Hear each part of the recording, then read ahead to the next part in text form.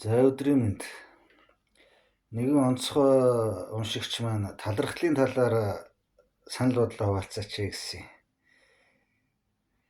За талархал ямар ашиг тустай юм бэ? Яагаад талархах ёстой юм бэ? Талархал гэдэг нь ерөөсөө мөнгөтэй адилхан байхгүй юу? Жишээ бид нар яг мөнгө авах дуртай, өгөх дурггүй. Тэ? Тэр шиг талархуулах дуртай, талархах дурггүй. Талархахтаа харамч байдаг. Тэгсэн мөртөө талархуулахтаа үнэхээр дуртай. Бас л нөгөө эготой холбоотой. Талархуулагч гоё шүү дээ, тий. Жишээ нь одоо манай хөдөө байдаг нэг үеэл дүү маань өнгөрсөн жил улсын хурлын сонгуул би нэр дэвшээд Хэнтэд орон Сүхбаатараар явж байхад эднийхээр орсон чинь сайхан үг хэлж илээ. Оюутан байхдаа Улаанбаатар орохдоо танад л байдаг байсан даа гэд. Мөдөө нь одоо жил болгоо юу гэдгийг нэг хонь гаргаж өгч чадна. Одоо чаж байгаа маань энэ ч гэдэг юм уу те. Их тийм гоё ингээ сэтгэлээсээ, зүрхнээсээ дотороо их сайхан санагдаж байгаа юм ч. Би бол яах вэ? Гайгүй үстэй баярлаа л гэд. Эсвэл юу гэдгийг нэг олон жилийн өмнө одоо нэг ПМ-ийг сууж байхдаа нэг хүн асуухаар нь юугаж хэлсэн юм дээ тэгээд. Одоо энэ малчин тариачин гаралтай, харц гаралтай, сэхэтнүүдийн ялгаа малгай гэдэг нэг тухайн үед би юм ярьсан юм шиг байна. Тэгээд сүүлд олон жилийн дараа надад харчаад чи нэг тухайн үед тэгж хэлж илээ. Ёстой үний юм байл шүү дээ гэд. Сүүлд бодоод байхад юу нэг нодон судраа харах гэр бүлд ажил хэрэг найз нөхөд юу гэдгийг хамтрагч дээр ч гэсэндээ тэд нар ч үнэхээр мэддэг юм байна, ялгардаг юм байна. Зүгээр нэг мөнгөтэй хүчтэй гэдэг нь хамтраад ээж болдгүй юм байна ч гэдэг юм уу. Ингээд хүн нэг тийм нэг баярлсан юм хөнгөд өөрөө анзаараагүй байхад хилээд байхад нэг сайхан сэтгэл төрнө шүү дээ. Өөрөө тэрийгэ мартцсан хизээ яалаа ийлээ гэдэг шиг. Тэгэхээр яах нь вэ? Мөнгө авахын тулд заавал мөнгө өгч явах хэрэгтэй тий. Тийм учраас байнга талархуулж баймаар байвал талархаж сурах хэрэгтэй. Нэрлэх хэрэггүй. Чи жоохон юмдээ талархлаа гэд нэр өндч унчихгүй. Нөхөр.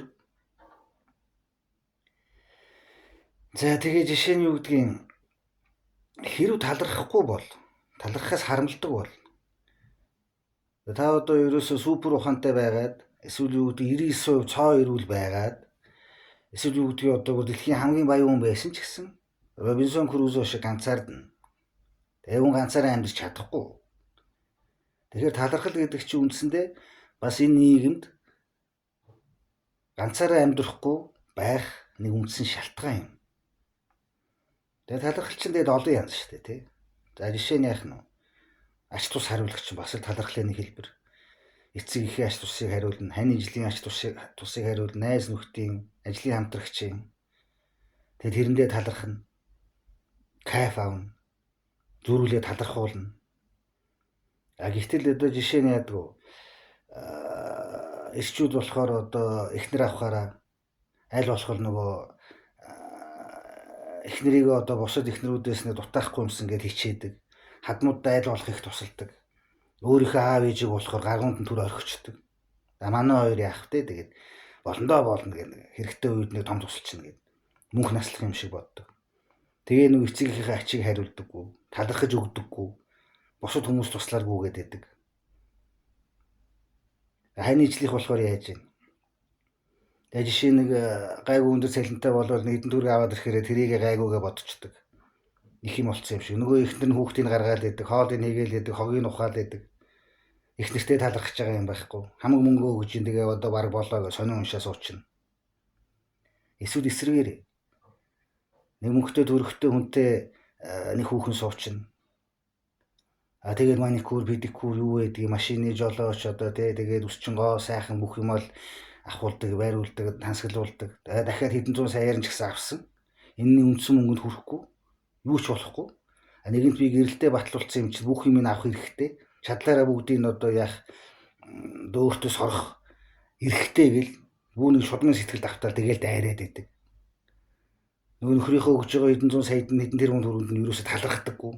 Энэ өөрийнх нь мөнгөний хажууд юу ч биш гэж бодоод идэг. Тэ? Ингээл өөрөө өөрсдөө буруу зам руу хөтлөөд байдаг. За даган баясах чинь бас нэг талархлын нэг хэлбэр мөн. Одоо энэ буддийн шашнаар ярьдаг шиг тэр сайн сайхан болгон дээр сайн одоо үүлийн аян дээр буян хурааж байгаа бүх юм дээр дахин баясчих хэрэгтэй шүү дээ. Зүрүүлээ та тэрнээс чинь гоё өөр энерги аавна шүү дээ. Сайхан энерги аавна. Таны гэрлэн бие чинь аавраа чинь сар шиг тунгалаг болж эхэлнэ. Юу халаас дүүрэн мөнгнөөс илүү сайхан чөлөөтэй инээн. Арзагна, маазарна, хүүхчиг баясна. Энэ чинь дэлхий дээр амьдарч байгаа үндсэн утга учирын нэг юм биз дээ. Яах гэж баяжих гэдэг. Инхийн тулд баяжих гэж зүтгээд идэв үст. Талархлаа гэж. Тэгэхээр энэ талархал гэдэг зүйлийг бол ерөөсөө одоо юу гэх юм те заавал байх ёстой зүйл. Талархалгүй бол та ерөөсөө цор ганц хүн амьд явж чадахгүй. Нэгэл чөтгөрийн тэгээд хойрогтой тэгээд живээ дуусна амин хорлно эсвэл юу гэдгийг одоо нэг тийм элдв одоо хар тамхи мамх нэг юм уусаад автаад одоо компьютерийн донтолтч байдаг юм уу. Тэгэх юм бол бас талархлын шаардлагагүй ганцаараа амьдрал гэж болох байх л та.